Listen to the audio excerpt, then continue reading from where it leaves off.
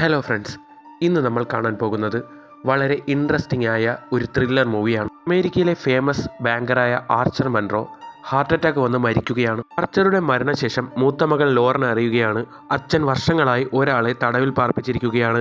എന്തിനായിരിക്കും ഇത്രയും കാലം ഒരാളെ തൻ്റെ അച്ഛൻ തടവിൽ പാർപ്പിച്ചത്? ലോറൻ അന്വേഷിച്ചിറങ്ങുകയാണ്. അപ്പോൾ നമുക്ക് സമയം കളയാതെ തന്നെ കഥയിലേക്ക് പോകാം. അമേരിക്കയിലെ വളരെ തിരക്കുള്ള ഒരു വക്കീലാണ് ലോറൻ മൺറോ. സിറ്റിങ്ങിന് കോടികളായിരുന്നു അവർ വാങ്ങിയിരുന്നത്. കോടതിയൊക്കെ കഴിഞ്ഞ് തൻ്റെ ഇളയ അനിയൻ വില്യൻ മൺറോയുടെ ഇലക്ഷൻ പ്രചരണത്തിനായി വന്നിരിക്കുകയാണ് ലോറൻ ഇപ്പോൾ. ഇവനാണ് ലോറൻ്റെ ഇളയ അനിയൻ വില്യൻ മൺറോ. ഇതേ സമയം തന്നെ ഒരു ബിസിനസ് മീറ്റിങ്ങിന് പോവുകയായിരുന്ന അവരുടെ അച്ഛൻ ആർച്ചർ മൺറോ ഹാർട്ട് അറ്റാക്ക് വന്ന് മരിക്കുകയാണ്. ആർച്ചർ മൺറോയുടെ ശവസംസ്കാരത്തിന് സിറ്റിയിലെ കോടീശ്വരെല്ലാം വന്നിരുന്നു. അത്രയധികം പവർഫുൾ ആയിരുന്നു ആർച്ചറുടെ ഫാമിലി. അങ്ങനെ ശവസംസ്കാരമെല്ലാം കഴിഞ്ഞ് വീട്ടിലെത്തിയ അനിയനോട് ലോറൻ പറയും, അച്ഛൻ്റെ മരണം ഒരിക്കലും നിന്റെ ഇലക്ഷൻ പ്രചരണത്തെ ബാധിക്കാൻ പാടില്ല. കാരണം അച്ഛൻ്റെ ഏറ്റവും വലിയ ആഗ്രഹമായിരുന്നു നിന്നെ ഇവിടുത്തെ മേയറാക്കുക എന്നത്. എന്നിട്ട് അവൾ നേരെ വരുന്നത് അച്ഛൻ്റെ ഓഫീസ് മുറിയിലാണ്. അവിടെ ഇരിക്കുന്ന ചെസ് ബോർഡ് കാണുമ്പോൾ അവളും അച്ഛനും ഒരുമിച്ച് ചെസ് കളിക്കുമ്പോൾ അച്ഛൻ അവളോട് പറഞ്ഞ കാര്യം ഓർമ്മ വരും. ഒരിക്കലും ആരുടെയും മുന്നിൽ നമ്മുടെ ഫാമിലി തോൽക്കാൻ പാടില്ല, അതിന് എന്ത് വേണമെങ്കിലും ചെയ്യാമെന്ന്. അതിനുശേഷം ലോറനെയും ലോറൻ്റെ അമ്മയെയും അനിയൻ വില്യത്തെയും അവരുടെ ഫാമിലി വക്കീൽ വന്ന് കാണും. അച്ഛൻ്റെ മുഴുവൻ സ്വത്തുക്കളും അമ്മയുടെ പേരിലും അനിയൻ വില്യത്തിൻ്റെ പേരിലുമാണ് എഴുതി വെച്ചിരിക്കുന്നതെന്നും ലോറൻ്റെ പേരിൽ ഒന്നും തന്നെ ഇല്ല, അച്ഛൻ ലോറന് തരാൻ ഈ ഒരു കത്ത് മാത്രമാണ് തന്നതെന്ന് പറഞ്ഞ് വക്കീൽ ആ ലെറ്റർ അവളുടെ കയ്യിൽ കൊടുക്കും. ആ ലെറ്ററിനുള്ളിൽ ഒരു പഴയ താക്കോലും ഒരു പെൻഡ്രൈവുമാണ് ഉണ്ടായിരുന്നത്. അവൾ ആ പെൻഡ്രൈവ് അവളുടെ ലാപ്പിൽ കണക്ട് ചെയ്ത് നോക്കും. അച്ഛൻ മരിക്കുന്നതിന് മുൻപ് റെക്കോർഡ് ചെയ്ത ഒരു വീഡിയോ ആയിരുന്നു അത്. ലോറനുള്ള മെസ്സേജ് ആയിരുന്നു. നമ്മുടെ വീടിന് പുറകിലുള്ള ബാക്ക് യാർഡിൽ അച്ഛൻ 27 വർഷങ്ങളായി ഒരാളെ പൂട്ടിയിട്ടിട്ടുണ്ട്. അയാളെ പോയി കണ്ടാൽ മോൾക്ക് സത്യങ്ങളെല്ലാം തന്നെ അറിയാൻ കഴിയും. ഇത് കേട്ട് ലോറൻ ഒരു നിമിഷം സ്തംഭിച്ചു പോകും. കഴിഞ്ഞ 27 വർഷമായി തങ്ങളുടെ ബാക്ക് യാർഡിൽ ഒരാളെ പൂട്ടിയിട്ടിരിക്കുന്നു. അവൾക്കത് വിശ്വസിക്കാൻ കഴിഞ്ഞില്ല. ഞെട്ടിത്തെറിച്ച് ലോറൻ വീടിൻ്റെ ബാക്ക് യാർഡിലേക്ക് പോകുമ്പോഴേക്കും അവളുടെ ഹസ്ബൻഡ് അങ്ങോട്ടേക്ക് വന്ന് നിനക്ക് എന്താ പറ്റിയതെന്ന് ചോദിക്കും. ഒന്നുമില്ല ഹണി, ഞാൻ ഓക്കെയാണ് എന്ന് പറഞ്ഞ് ഒരു കിസ്സും കൊടുത്ത് അവൾ അവനെ അവിടെ നിന്ന് നൈസിനെ ഒഴിവാക്കും. എന്നിട്ട് അവൾ അവളുടെ വീടിൻ്റെ ബാക്ക് യാർഡിലേക്ക് പോകും.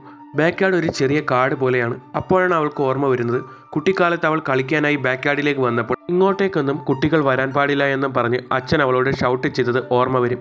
അങ്ങനെ അവൾ ബാക്ക് യാർഡിലുള്ള ആ അണ്ടർഗ്രൗണ്ട് റൂമിൻ്റെ ഓപ്പണിംഗ് കാണും. അവൾ സാവധാനം തൻ്റെ കയ്യിലുള്ള ചാവി ഉപയോഗിച്ച് അത് ഓപ്പൺ ആക്കാൻ നോക്കും. ആ ഡോറ് തുറക്കുമ്പോൾ അവൾക്കറിയില്ലായിരുന്നു അവൾ തുറക്കാൻ പോകുന്നത് 29 വർഷത്തെ ഒരു വലിയ മിസ്റ്ററിയിലേക്കാണ് എന്ന്. അങ്ങനെ അവൾ പേടിച്ച് ഇരുട്ട് നിറഞ്ഞ ആ അണ്ടർഗ്രൗണ്ട് റൂമിൻ്റെ ഉള്ളിലേക്ക് പോകുകയാണ്. ഉള്ളിലെത്തുമ്പോഴാണ് റൂമിനുള്ളിൽ വികൃത രൂപമുള്ള ഒരു കിളവനെ കെട്ടിയിട്ടിരിക്കുന്നത് കാണുന്നത്. അയാൾക്കൊട്ടും തന്നെ അനക്കമുണ്ടായിരുന്നില്ല. എന്നാൽ അയാളെ കാണുമ്പോൾ തന്നെ ഭയപ്പെട്ടു പോയ ലോറൻ പേടിച്ച് അയാളുടെ അടുത്തേക്ക് ചെല്ലും. പൊടുന്നനെ അയാൾ ഉറക്കത്തിലെന്ന പോലെ ഞെട്ടി ഉണരുമ്പോൾ അവിടെ നിന്ന ലോറൻ പേടിച്ച് അവിടെ നിന്ന് തിരികെ അവളുടെ വീട്ടിലേക്ക് പോകും. ഒരു നിമിഷം താൻ കണ്ടതൊക്കെ സത്യമാണോ എന്ന് കൂടി അവൾക്ക് വിശ്വസിക്കാൻ കഴിഞ്ഞില്ല. പേടിച്ച് വീട്ടിലെത്തിയ അവൾ ഒരു വക്കീൽ കൂടിയാണ്. അവൾ ഉടനെ തന്നെ പോലീസിനെ വിളിക്കാനായി ഒരുങ്ങും. അപ്പോഴാണ് അവൾ ഓർക്കുന്നത് അച്ഛൻ ആ വീഡിയോയിൽ പറഞ്ഞിട്ടുണ്ടായിരുന്നു ഈ വിവരം ഞാനും മോളും അല്ലാതെ മറ്റൊരാൾ അറിയരുത് എന്ന്. ലോറൻ അപ്സെറ്റായി നിൽക്കുന്നത് കണ്ട് അനിയൻ വില്യൻ അവളുടെ അടുത്ത് ചെന്ന് പറയും, ചേച്ചി വിഷമിക്കേണ്ട, സ്വത്തിൻ്റെ കാര്യം ഓർത്തിട്ടാണെങ്കിൽ എൻ്റെ സ്വത്തിൻ്റെ പാതി ചേച്ചിക്കും തരാമെന്ന്. ഏയ് അതൊന്നുമല്ലടാ, എനിക്ക് നിൻ്റെ സ്വത്തൊന്നും വേണ്ട, ഞാൻ നിൻ്റെ ഇലക്ഷൻ്റെ കാര്യമാണ് ആലോചിച്ചത്. നീ ആ ഇലക്ഷനിൽ കോൺസെൻട്രേറ്റ് ചെയ്യാൻ ലോറൻ അവനോട് പറയും. എന്നിട്ട് അവൾ അമ്മയുടെ അടുത്ത് വന്ന് പറയും, അച്ഛൻ്റെ മരണത്തിൽ അമ്മയ്ക്ക് നല്ല വിഷമമുണ്ടെന്ന് അറിയാം, ഇവിടെ നിന്നാൽ ആ വിഷമം കൂടത്തേ ഉള്ളൂ, അതുകൊണ്ട് വീട്ടിലേക്ക് പൊയ്ക്കൊള്ളാൻ അവൾ അമ്മയോട് പറയും. അന്ന് രാത്രി തന്നെ ലോറൻ തൻ്റെ മകളെയും ഹസ്ബൻഡിനെയും അവരുടെ ന്യൂയോർക്കിലെ വീട്ടിലേക്ക് പറഞ്ഞുവിടും. ഇവരെ എല്ലാവരെയും വീട്ടിൽ നിന്ന് പറഞ്ഞയച്ച് അവിടെ അച്ഛൻ പൂട്ടിയിട്ടിരിക്കുന്നത് ആരാണെന്ന് കണ്ടെത്താനുള്ള തയ്യാറെടുപ്പിലായിരുന്നു ലോറൻ. എന്നിട്ട് അവൾ അച്ഛൻ്റെ റൂമിലുണ്ടായിരുന്ന ഒരു റിവോൾവറും എടുത്ത് താഴെ അണ്ടർഗ്രൗണ്ട് റൂമിലേക്ക് വരികയാണ്. എന്നിട്ട് അവൾ പതിയെ ആ വൃദ്ധൻ്റെ അടുത്തേക്ക് വരും. അയാൾ അപ്പോൾ സുഖമായി കിടന്നുറങ്ങുകയാണ്. അവൾ പതിയെ അയാളുടെ അടുത്ത് വന്ന് അയാളുടെ ഫിംഗർ പ്രിൻ്റ് എടുക്കും. എന്നാൽ ഇതെല്ലാം തന്നെ അയാൾ കാണുന്നുണ്ടായിരുന്നു. അയാൾ ഉറങ്ങിയിട്ടുണ്ടായിരുന്നില്ല. എന്നിട്ട് അവൾ വീണ്ടും മുകളിലേക്ക് പോകും. എന്നിട്ടൊരു മാസ്കും വെച്ചുകൊണ്ട് തിരികെ വരും, അയാൾ അവളുടെ മുഖം റെക്കഗ്നൈസ് ചെയ്യാതിരിക്കാൻ. എന്നാൽ അപ്പോഴേക്കും അയാൾ അവിടെ എണീച്ച് നിൽപ്പുണ്ടായിരുന്നു. നിങ്ങൾ ആരാണ്? നിങ്ങളെ എന്തിനാണ് എൻ്റെ അച്ഛൻ ഇവിടെ കെട്ടിയിട്ടിരിക്കുന്നതെന്ന് ചോദിക്കുമ്പോൾ അയാൾ പറയും, എന്തിനാണ് അഡ്വക്കേറ്റ് ലോറൻ നീ എൻ്റെ മുന്നിൽ ഈ മാസ്കും വെച്ചുകൊണ്ട് വന്നിരിക്കുന്നത്? നിന്റെ അച്ഛൻ മരിച്ചുപോയത് കൊണ്ടാണോ നീ ഇപ്പോൾ വന്നിരിക്കുന്നതെന്ന് ചോദിക്കും. നിന്റെ അനിയൻ്റെ ഇലക്ഷൻ പ്രചരണമൊക്കെ എന്തായി എന്നും ചോദിക്കും. അപ്പോൾ അവൾക്ക് മനസ്സിലാകും തന്നെയും തൻ്റെ ഫാമിലിയെയും പറ്റിയും അയാൾക്കെല്ലാം അറിയാമെന്ന്. അവൾ അപ്പോഴേക്കും മാസ്ക് എടുത്ത ശേഷം തന്നെ എന്തിനാണ് എൻ്റെ അച്ഛനിവിടെ ലോക്ക് ചെയ്തിട്ടിരിക്കുന്നതെന്ന് ചോദിക്കും. എന്നാൽ അയാൾ ഒന്നിനും തന്നെ കൃത്യമായ മറുപടി പറയില്ല. ദേഷ്യമെന്ന് അവൾ പറയും, എങ്കിൽ താൻ ഇവിടെ കിടന്ന് മരിക്കുക. ഉടനെ തന്നെ അയാൾ പറയും, ഞാൻ എല്ലാം നിന്നോട് പറയാം, നിന്റെ അച്ഛൻ കൊണ്ടുവന്നിരുന്ന പ്രോട്ടീൻ ഫുഡ് മാത്രമാണ് ഞാൻ ഇത്രയും കാലം കഴിച്ചിരുന്നത്. എനിക്ക് എന്തെങ്കിലും വായ്ക്ക് രുചിയായിട്ട് വാങ്ങിത്താ, അതിനുശേഷം എല്ലാം പറയാമെന്ന് പറയും. അയാൾക്ക് ഭക്ഷണം വാങ്ങാനായി മുകളിലേക്ക് പോകുമ്പോൾ അവളുടെ അസോസിയേറ്റ് അവൾക്ക് മെയിൽ അയച്ച ശേഷം പറയും, മേഡം അയച്ചു തന്ന ഫിംഗർ പ്രിൻറ്റിൽ ഒരാൾ ജീവിച്ചിരിപ്പുള്ളതായി യാതൊരു ഡീറ്റെയിൽസും ഇല്ല എന്ന്. അയാൾ ജീവിച്ചിരിക്കുന്നതായുള്ള എല്ലാ തെളിവുകളും അവളുടെ അച്ഛൻ ഇല്ലാതാക്കിയെന്ന് അവൾക്ക് മനസ്സിലാകും. തിരികെ അവൾ ഭക്ഷണവും വാങ്ങി പോകുമ്പോഴാണ് അവളുടെ ഹസ്ബൻഡ് വിളിച്ച ശേഷം ചോദിക്കും, നീ എന്താ വീട്ടിലേക്ക് മടങ്ങി വരാത്തത്, എന്തെങ്കിലും പ്രശ്നമുണ്ടോ എന്ന്. ഒന്നുമില്ല ഹണി, ഞാൻ ഉടനെ തന്നെ വരാമെന്ന് പറഞ്ഞ് അവൾ കോൾ കട്ട് ചെയ്യും. എന്നിട്ട് അവൾ പതിയെ ഭക്ഷണവുമായി ആ അണ്ടർഗ്രൗണ്ടിലേക്ക് വരും. എന്നിട്ട് അവളോട് പറയും, കഴിഞ്ഞ 27 വർഷങ്ങളായി പ്രോട്ടീൻ ഫുഡ് അല്ലാതെ നിന്റെ അച്ഛൻ എനിക്ക് മറ്റൊരാഹാരവും തന്നിട്ടില്ല. ആകപ്പാടെ കാണുന്നത് ആഴ്ചയിൽ വല്ലപ്പോഴോ വരുന്ന നിന്റെ അച്ഛനെയാണ്. നിങ്ങളുടെ കുടുംബത്തിൻ്റെ കാര്യവും ബിസിനസ്സും നീ ജനിച്ചതും നീ അഡ്വക്കേറ്റ് ആയതും എല്ലാ കാര്യങ്ങളും തന്നെ നിന്റെ അച്ഛൻ എന്നോട് പറയുമായിരുന്നു. ഇപ്പോഴേക്കും അവൾക്കൊരു കോൾ വന്ന് അവൾ മുകളിലേക്ക് വരും. അത് അവളുടെ ഓഫീസിൽ നിന്നായിരുന്നു. മേഡം തന്ന ഫിംഗർ പ്രിൻറ്റ് നമ്മൾ ഒരുപാട് ചെക്ക് ചെയ്തു, പക്ഷേ ഒരു ഡീറ്റെയിൽസും കിട്ടിയില്ല. പിന്നെ ഒരു കാര്യം കൂടി പറയാനുണ്ട് മേഡം, നമ്മുടെ ഓഫീസ് വർക്കെല്ലാം കുളമായി കിടക്കുകയാണ്. മേഡം എത്രയും വേഗം ഓഫീസിലേക്ക് വരണമെന്നും അവളുടെ അസോസിയേറ്റ് പറയും. എന്നിട്ട് അവൾ താഴേക്ക് ഇറങ്ങി ചെല്ലുമ്പോഴേക്കും അയാൾ ആ ഭക്ഷണം ഒരു വറ്റ് പോലും ഇല്ലാതെ കഴിച്ചിരുന്നു. അത്രയധികം ആർത്തി ഉണ്ടായിരുന്നു അയാൾക്ക്. എന്നിട്ട് അയാൾ അവളോട് പറയും, നിനക്ക് എന്നെപ്പറ്റിയല്ലേ അറിയേണ്ടത്? എൻ്റെ പേര് വാർണർ. നിൻ്റെ അച്ഛൻ കഴിഞ്ഞ 29 വർഷങ്ങളായി എന്നെ ഇതിനകത്ത് പൂട്ടിയിട്ടിരിക്കുകയാണ്.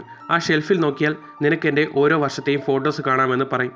അവൾ ഉടനെ പോയി ഷെൽഫിലേക്ക് നോക്കുമ്പോൾ കഴിഞ്ഞ 29 വർഷത്തെ അയാളുടെ ഫോട്ടോസാണ് അവിടെ ഉള്ളത്. എന്നിട്ട് ലോറൻ അയാൾക്കായി വാങ്ങിക്കൊണ്ടുവന്ന ഒരു സിഗരറ്റ് കത്തിച്ച് വലിച്ച ശേഷം പറയും, ഇനി ഞാൻ എൻ്റെ കഥ പറയാം.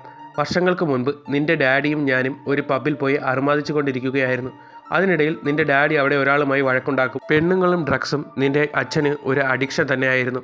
അങ്ങനെ ഡ്രഗ്സ് അടിച്ച ശേഷം അവൻ തിരികെ കാർ ഓടിച്ചു വരുന്ന വഴിക്ക് ഒരാളെ വണ്ടി ഇടിച്ച് കൊല്ലും. അവൻ ആ ബോഡി എന്നെ നിർബന്ധിച്ച് ഒരു സ്ഥലത്തേക്ക് കൊണ്ടുവന്ന് കാടിനുള്ളിൽ കുഴിച്ചിടും. എന്നാൽ അവനാ ചെയ്യുന്നത് ക്രൈമാണെന്ന് ഞാൻ അവനെ ഓർമ്മിപ്പിക്കുമ്പോൾ എന്നോട് ദേഷ്യം തോന്നി അവൻ എൻ്റെ തലക്കടിച്ച് വീഴ്ത്തിയ ശേഷം എന്നെ ഈ റൂമിലേക്ക് കൊണ്ടുവന്ന് വർഷങ്ങളായി ടോർച്ചർ ചെയ്യുകയാണ് എന്ന് ലോറനോട് വാർണർ പറയും. പലപ്പോഴും എൻ്റെ കയ്യിൽ അവനൊരു കത്തി തന്നിട്ട് സ്വയം സൂസൈഡ് ചെയ്തോളാനും പറഞ്ഞിട്ടുണ്ട്. പക്ഷേ ഞാൻ എന്തോ ഒരു പ്രതീക്ഷയിൽ ഇത്രയും കാലം ജീവിക്കുകയായിരുന്നു എന്ന് പറയും. പിന്നെ വേറൊരു കാര്യം കൂടിയുണ്ട്. നിൻ്റെ അമ്മ കാതറിൻ മൺറോ അല്ലാതെ അവന് വേറൊരു അഫെയർ ഉണ്ടായിരുന്നു. അവൻ അവളെ ലക്കി ബേഡ് എന്നാണ് വിളിച്ചിരുന്നത്. അവർ തമ്മിൽ വളരെ കാലത്തെ റിലേഷൻഷിപ്പുണ്ട്. ഈ അടുത്ത കാലത്തും അവളുമായി അവൻ റിലേഷൻഷിപ്പ് പുലർത്തിയിരുന്നു എന്ന് പറയും. എന്നാൽ ഇതുകൂടി കേൾക്കുമ്പോൾ അവൾക്ക് സഹിക്കാൻ കഴിയില്ല. നീ പറഞ്ഞതെല്ലാം കള്ളമാണെന്നും പറഞ്ഞ് അവൾ പുറത്തേക്ക് വരും. എന്നിട്ട് അവൾ ഉടനെ തന്നെ തൻ്റെ അസോസിയേറ്റിനെ വിളിച്ച് അയാൾ പറഞ്ഞ പേരുള്ള സ്ത്രീയെപ്പറ്റി അന്വേഷിക്കും. അങ്ങനെ അവളുടെ അസോസിയേറ്റ് ലേഡി ബേഡ് എന്നല്ല മരിയ എന്നാണ് അവരുടെ യഥാർത്ഥ പേരെന്ന് പറഞ്ഞ് അഡ്രസ്സും പറഞ്ഞു. അങ്ങനെ അവൾ തൻ്റെ അച്ഛൻ്റെ അവിഹിതം അന്വേഷിച്ച് മരിയയുടെ അടുത്തെത്തുകയാണ്. മരിയോട് തൻ്റെ അച്ഛൻ്റെ കാര്യങ്ങളൊക്കെ പറയും. മരിയ വളരെ വലിയൊരു ലക്ഷറി ലൈഫാണ് ജീവിക്കുന്നത്. എന്നാൽ അപ്പോഴാണ് അവരുടെ മകൻ്റെ ഫോട്ടോ അവർ കാണുന്നത്. അങ്ങനെ ഒടുവിൽ മരിയ എല്ലാ സത്യങ്ങളും പറയുകയാണ്. നിൻ്റെ അച്ഛനുമായി എനിക്ക് റിലേഷൻഷിപ്പ് ഉണ്ടായിരുന്നു. ഞങ്ങൾ തമ്മിൽ വളരെ കാലത്തെ അടുപ്പമാണ്. അത് നിൻ്റെ അച്ഛൻ്റെ കുട്ടിയാണ് എന്ന്. വാർണർ പറഞ്ഞതൊക്കെ സത്യമാണെന്ന് അറിയുമ്പോഴേക്കും ലോറൻ ആകെപ്പാടെ തകർന്നു പോകും. അവിടെ നിന്ന് അവൾ നേരെ വരുന്നത് അവരുടെ ഫാമിലി വക്കീലിനെ കാണാനാണ്. അയാളോട് ചോദിക്കും, അച്ഛന് കാതറിൻ എന്ന് പേരുള്ള ഒരു സ്ത്രീയുമായി എന്തെങ്കിലും ബന്ധമുണ്ടായിരുന്നോ എന്ന്. എന്നാൽ അഡ്വക്കേറ്റ് പറയും, എനിക്ക് അങ്ങനത്തെ പേഴ്സണൽ കാര്യങ്ങളൊന്നും പറയാൻ കഴിയില്ല. പക്ഷേ അവരുടെ അക്കൗണ്ടിലേക്ക് ഒരു പൈസയും സെൻഡ് ചെയ്തിട്ടില്ല എന്ന് ഉറപ്പ് കൊടുക്കും. അവിടെ നിന്ന് നേരെ അവൾ വരുന്നത് അവളുടെ അനിയൻ വില്യത്തെയും അമ്മയെയും കാണാനാണ്. ഈ കാര്യങ്ങളൊന്നും അവൾ അവരോട് ഷെയർ ചെയ്യില്ല. അമ്മ അവളോട് പറയും, അനിയനെതിരെ ഇലക്ഷനിൽ മത്സരിക്കുന്ന ആൾ അവൻ പണത്തട്ടിപ്പ് നടത്തി എന്നും പറഞ്ഞ് പ്രചരണം നടത്തുകയാണ്. നീ കൂടി എൻ്റെ പ്രചരണത്തിൽ ഇറങ്ങിയാൽ മാത്രമേ എനിക്കത് ടാക്കിൾ ചെയ്യാൻ കഴിയുള്ളൂ എന്ന് അവളുടെ അനിയനും വന്ന് പറയും. അവരെ കണ്ടതിന് ശേഷം ലോറൻ വീണ്ടും വാർണറെ കാണാനായി ബേസ്മെൻറ്റിലേക്ക് വരും. എന്നിട്ട് അയാളോട് പറയും, താൻ പറഞ്ഞതൊക്കെ സത്യം തന്നെയാണ്. പക്ഷേ എൻ്റെ അച്ഛൻ്റെ അക്കൗണ്ടിൽ നിന്ന് ആ സ്ത്രീക്ക് 1 രൂപ പോലും കൊടുത്തിട്ടില്ല എന്ന് പറയും. പിന്നെ എൻ്റെ അച്ഛൻ ഒരാളെ കൊന്നു കുഴിച്ചിട്ടു എന്ന് പറഞ്ഞല്ലോ, അതുകൂടി എനിക്ക് അറിയണമെന്ന് പറയും. അങ്ങനെ അതറിയാനായി ആ സ്ഥലം കാണിച്ചു കൊടുക്കാനായി അവൾ അയാളെ 29 വർഷങ്ങൾക്ക് ശേഷം പുറത്തിറക്കും. എന്നാൽ അപ്പോഴേക്കും ലോറൻ്റെ ഹസ്ബൻഡ് വിളിച്ച് ചോദിക്കും, നീ അർദ്ധരാത്രി എവിടെയാണ് ലോറൻ പോയിരിക്കുന്നതെന്ന്. എന്നാൽ അവർ തമ്മിൽ സംസാരിക്കുന്ന സമയത്ത് വാർണറിന് ഈസിയായി രക്ഷപ്പെടാൻ കഴിയുമായിരുന്നു. പക്ഷേ അയാൾ അതിനൊന്നും മുതിർന്നില്ല. ലോറൻ അങ്ങനെ അയാൾ പറഞ്ഞതനുസരിച്ച് കാട്ടിലൂടെ കുറേ ദൂരം പോകും. അങ്ങനെ ഒരു സ്ഥലത്തെത്തിയ ശേഷം കാറ് നിർത്തി അവരവിടെ ഇറങ്ങും. എൻ്റെ അച്ഛൻ അന്ന് ആ ബോഡി ഇവിടെയാണ് കുഴിച്ചിട്ടതെന്ന് പറയും. ലോറൻ കൂടുതലൊന്നും ആലോചിക്കാതെ അവിടെ കുറേ അധികം കുഴിക്കും. കുഴിച്ചിട്ടും അവൾക്കൊന്നും തന്നെ കണ്ടെത്താൻ കഴിയില്ല. ലോറൻ അയാളോട് ചോദിക്കും, നിങ്ങൾക്ക് ഉറപ്പാണോ ഇവിടെ തന്നെയാണ് കുഴിച്ചിട്ടതെന്ന്. അങ്ങനെ ഒടുവിൽ അവൾ ഒരു സ്കെൽട്ടൻ കാണും. അവൾക്കത് കാണുമ്പോൾ അയാൾ പറഞ്ഞതെല്ലാം സത്യമാണെന്ന് മനസ്സിലാകും. ലോറൻ ഉടനെ തന്നെ ആ സ്കെൽട്ടൻ അവിടേക്ക് മൂടി അയാളെയും കൊണ്ട് തിരിച്ച് ടണലിലേക്ക് വരും. ടണലിൽ വരുമ്പോൾ വാർണർ പറയും, ഇത്രയും നാളും നിൻ്റെ അച്ഛൻ എന്നെ ഇവിടെ ലോക്ക് ചെയ്ത് വെച്ചു. നിനക്കെങ്കിലും അല്പം കണ്ണിച്ചോരയുണ്ടെങ്കിൽ നിരപരാധിയായ എന്നെ പുറത്തുവിടണമെന്ന് പറഞ്ഞാൽ ഇത്രയും കാലം താൻ ആരാധിച്ചിരുന്ന തൻ്റെ ഈ അച്ഛൻ ഇത്രയും വലിയ തെറ്റിന് ഉടമയാണെന്ന് അറിഞ്ഞ അവൾ ആ ഇമോഷനിൽ അയാളെ വീണ്ടും അവിടെ തന്നെ ലോക്ക് ചെയ്തിടും. എന്നാൽ അവിടെ നിന്ന് തിരികെ വീട്ടിലേക്ക് വന്ന അവൾക്ക് ഒട്ടും തന്നെ സഹിക്കാൻ കഴിഞ്ഞില്ല. തൻ്റെ അച്ഛൻ ഇങ്ങനെ ഒരു തെറ്റ് ചെയ്തു എന്നും താനും അച്ഛനെ പോലെ ഒരു നിരപരാധിയെ പിടിച്ച് ലോക്ക് ചെയ്തിട്ടിരിക്കുകയാണ് എന്നോർത്ത് അവൾക്ക് വലിയ വിഷമം വരും. കഴിഞ്ഞ് അടുത്ത ദിവസം ഒരു കേസിൻ്റെ ആവശ്യത്തിനായി അർജൻറ്റായി അവളുടെ ഓഫീസിലേക്ക് വരുമ്പോഴാണ് അവളുടെ അച്ഛൻ്റെ ബാങ്ക് റിപ്പോർട്ട് കാണുന്നത്. എൻ്റെ അച്ഛൻ എല്ലാ മാസവും അയാളുടെ കാമുകിക്ക് ഒരു ഹ്യൂജ് എമൗണ്ട് അയച്ചിരുന്നതിൻ്റെ ഡീറ്റെയിൽസ് ആയിരുന്നു അത്. അവൾ ഉടനെ തന്നെ അവരുടെ ഫാമിലി അഡ്വൈസറെ പോയി കണ്ട ശേഷം നിങ്ങൾ അവൾക്ക് പൈസ അയക്കുന്നുണ്ടായിരുന്നല്ലേ എന്ന് പറയും. എന്നാൽ അയാൾ പറയും, നിൻ്റെ അച്ഛൻ പറഞ്ഞിട്ടാണ് ഞാൻ ആ പൈസ അയച്ചിരുന്നത്, എനിക്ക് അദ്ദേഹം പറയുന്നതിനപ്പുറം ഒന്നും ചെയ്യാൻ കഴിയില്ല എന്ന് വക്കീൽ പറയും. അവിടെ നിന്ന് അവൾ നേരെ വരുന്നത് അണ്ടർഗ്രൗണ്ടിലുള്ള വാർണറുടെ അടുത്തേക്കാണ്.